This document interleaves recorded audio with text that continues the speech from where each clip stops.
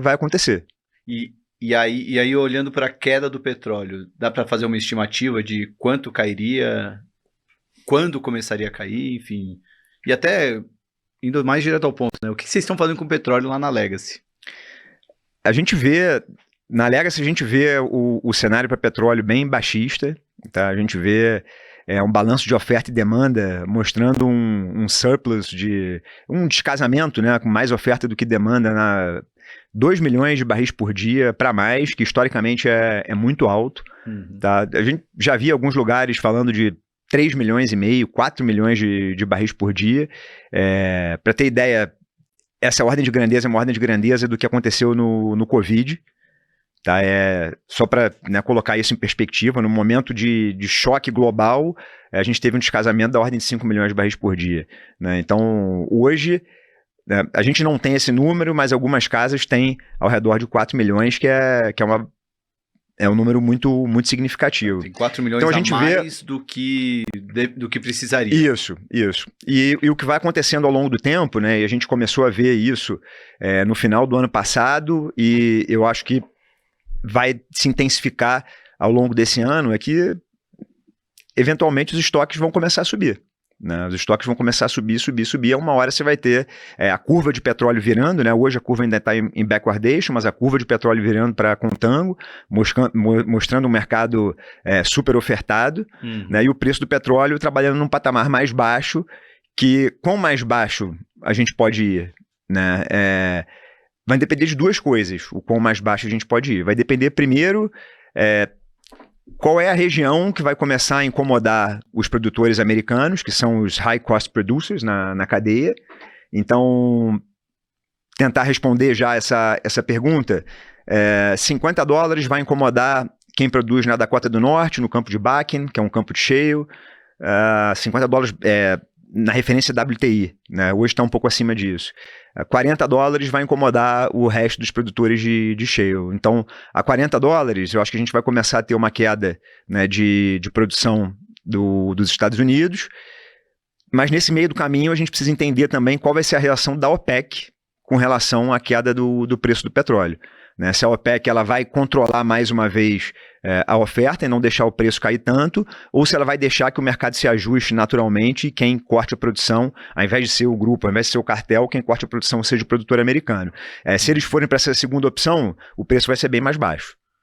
A primeira opção, né, talvez a gente equilibre num patamar um pouco mais alto, na casa de 40. Se eles forem para a opção, eu vou deixar o shale cortar e vou continuar produzindo aqui o que eu posso, é capaz de a gente ter um preço bem mais baixo no petróleo. E hoje ele está na faixa dos 60? Tá? Hoje o Brent opera a 60, $61, né? O WTI, $2-3 de desconto, casa de 57. Cara, então vocês são vendidos? A gente está vendido, a gente tem a posição vendida em petróleo. Né? De todos os mercados, né? A gente tem uma pesquisa na empresa que a gente faz toda semana, que a gente, né, mapeia o que cada um acha. E é um consenso grande na empresa, de praticamente todos os gestores, é um consenso grande que o petróleo é o pior ativo para você ter na carteira, comprado no caso, né? Entendi. Um negócio interessante do petróleo é que energia é quase fungível. Se você tem, a gente fala muito de petróleo, gasolina, mas se vier energia elétrica ou se vier energia nuclear, você consegue substituir uma com a outra num intervalo relativamente curto de tempo. O petróleo ele é extremamente importante, energia é extremamente importante porque ela fica na base da hierarquia de Maslow da cadeia produtiva mundial. Você, quando sobe o petróleo, sobe o preço de tudo. Sobe não só o preço da gasolina, da conta de luz, mas sobe o preço da sua blusa, sobe o preço de comida, sobe o preço dessa latinha. Esse negócio causa inflação quando o petróleo sobe. A gente viu um exemplo extremo que ajuda a ilustrar isso em 2022, durante a guerra. Em fevereiro de 22, a Rússia invade a Ucrânia. E por causa disso, o preço de energia do mundo dá um baita tiro para cima. Aí teve inflação nos Estados Unidos, que foi quase 10, inflação na Europa, que foi quase 10, inflação aqui no Brasil, que também foi quase 10. É por causa do político A, B ou C que isso aconteceu? Não. É que teve um elemento em comum que gera inflação em todos os países do mundo, que fez a inflação aparecer em várias regiões ao mesmo tempo. Esse evento foi a guerra. Esse negócio, mesmo o tempo tendo passado, a gente ainda vê como sendo muito pouco comentado aqui no mercado. A gente vê, por exemplo, impactos disso o tempo todo. Ano passado, no meio do ano, o IPCA no Focus aqui no Brasil, ele chegou a estar 6 e pouco. Terminou o ano 4,5. Em 6 meses, a inflação fechada do ano todo no Brasil foi revisada para baixo, de 6 e pouco para 4,5. Não é que foi 0,5% abaixo. Foi quase 2% abaixo. Nunca é uma razão só, mas uma das principais razões, na nossa opinião, lá na Dália, nos nossos estudos, é o quê? O petróleo em reais caiu. E um modelo simplificado, que é muito bom ter na cabeça, qual que é? O petróleo sobe, a inflação sobe, o Banco Central faz o quê? Sobe os juros, a bolsa e ativos de risco cai. Esse mesmo processo vale para o contrário. O petróleo cai, a inflação ela acaba caindo, os juros caem, os ativos de risco, de forma geral, sobem. Boa parte do que acontece no ciclo no mundo, principalmente os ciclos dos bancos centrais, passa por essa dinâmica. Quando você sai do curto prazo e olha um pouco mais para o longo prazo, como é que era o mundo até 2022? Por causa de ESG, meio ambiente e clima, produtor de petróleo estava sendo demonizado. E por mais que a questão do clima seja um negócio muito importante, que precisa ser endereçada, demonizar produtor de petróleo é ruim, porque o cara não investe. E acontece um problema qualquer no mundo geopolítico, por exemplo, a Rússia invade a Ucrânia, o petróleo sobe para burro, o custo de tudo sobe para burro, a inflação sobe para burro, e boa parte dessa sensação ruim que a gente está aqui no Brasil, mas também todo político sofreu no mundo aí nos últimos anos, é por causa de todo mundo ficar mais pobre quando o petróleo sobe. Porque você começa a gastar dinheiro com coisas que são necessidades básicas e sobra menos dinheiro para você levar a família para passear no shopping, para comprar o liquidificador, esse tipo de coisa. Principalmente a camada mais humilde da população. O que o cara mais humilde consome basicamente? É comida e transporte. Se essas duas coisas sobem por causa do custo de energia no mundo está subindo, aquele dinheirinho que o cara tinha para comprar uma geladeira na Magazine Luiza, ele tem menos dinheiro. Quando isso acontece, a população do mundo começa a votar diferente. E políticos com um novo pensamento assumem o poder e muda o pêndulo energético no mundo. Se você olha o que estava acontecendo antes da guerra para o que está acontecendo depois da guerra, você teve um presidente americano, Joe Biden, que falava no more drilling. Ele era contra combustível fóssil. Agora você tem o presidente Trump, que ele fala drill, baby, drill. Ele é a favor de combustível fóssil. A produção de energia nos Estados Unidos está explodindo. O Trudeau, no Canadá, o primeiro-ministro, ele era um cara que tinha uma série de restrições regulatórias a ter produção de combustível fóssil. O novo primeiro-ministro, o Carney, agora ele está derrubando boa parte dessas restrições regulatórias que existiam. O Canadá é uma superpotência energética.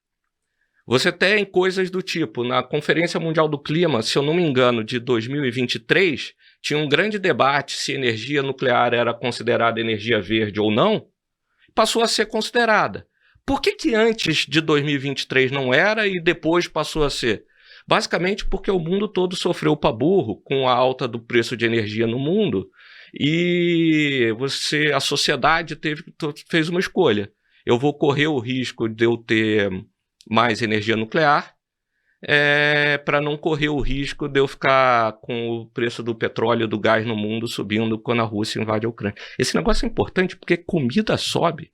Comida, no final das contas, é um misto de chuva com implemento agrícola que é a base de petróleo.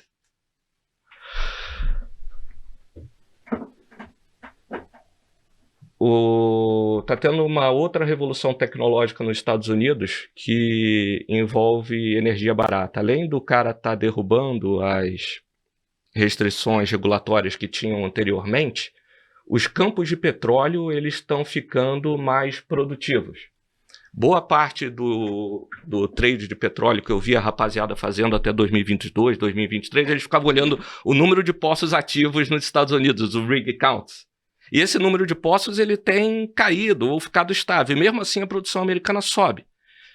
Quando a gente fala de revolução tecnológica, muitas vezes a gente pensa em lei de Moore e NVIDIA, inteligência artificial, Google, nuvem, esse tipo de coisa, e é verdade. Porém, também tem revolução tecnológica de mecânica pesada. A primeira delas é o advento do gás e petróleo de xisto ali em 2013, 2014. Todo mundo sabia que tinha o petróleo ali. Era difícil de tirar.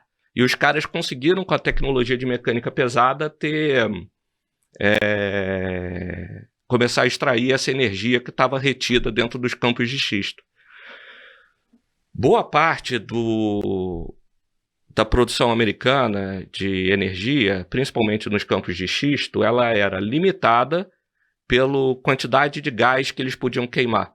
Saía basicamente petróleo, só que junto com o petróleo sai gás, sai um monte de outros subprodutos, que como não tinha o gasoduto ou a termoelétrica pronta, eles acabam queimando, queimando essa energia. E por ter restrições regulatórias, tinha um limite de quanto os caras podiam queimar dessa energia. Dado que tinha um limite, eles acabavam tirando menos petróleo dos campos. Com o passar do tempo, as refinarias americanas passaram a ser adaptadas para usar esse tipo de energia que estava saindo do campo de xisto. As termoelétricas ficaram prontas, os gasodutos ficaram prontos. Boa parte do aumento da produção americana de energia nos últimos 4, 5 anos, só em 2023 aumentou 20% a produção de energia americana. Subiu de 11 milhões de barril de petróleo equivalente para um pouco mais de 13. Foi por causa da revolução tecnológica que permitiu o aproveitamento de um negócio que se chama Natural Gas Liquid. Como é que fala isso em português? Você sabe? Natural Gas Liquid? NGL, né? Gás natural liquefeito. Gás natural liquefeito. Isso aí. Isso tudo conspira para um mundo de abundância energética. Então você tem produtor de petróleo sendo demonizado por causa de meio ambiente e clima, vem a guerra, faz o custo de energia no mundo subir, a inflação subir, todo mundo sofre, em particular a população mais humilde. Esses caras, eles votam diferente, entram novos políticos que são a favor de aumentar a produção de energia. E você começa a ver coisas tanto no campo tecnológico quanto no campo geopolítico, seja no Irã, seja na Venezuela, mudando. Esse troço é extremamente importante, porque os caras... É muito difícil fazer essa conta de quanto vai o petróleo. Mas dos caras que a gente gosta de ler e estudar lá na Dália, que mais acertaram esse movimento todo, os caras estimam que o preço do petróleo de fato poderia cair para algo tipo 45 a 50 dólares o barril no médio prazo, salvo ocorrências geopolíticas, né? Se isso acontece, é um vento de cauda extremamente positivo. No final das contas, o custo de energia barato ajuda o Nasdaq, indiretamente. Sim. Ajuda a Bolsa aqui. Os juros é um pouco mais baixo no mundo todo, porque o custo de energia no mundo ele é mais baixo.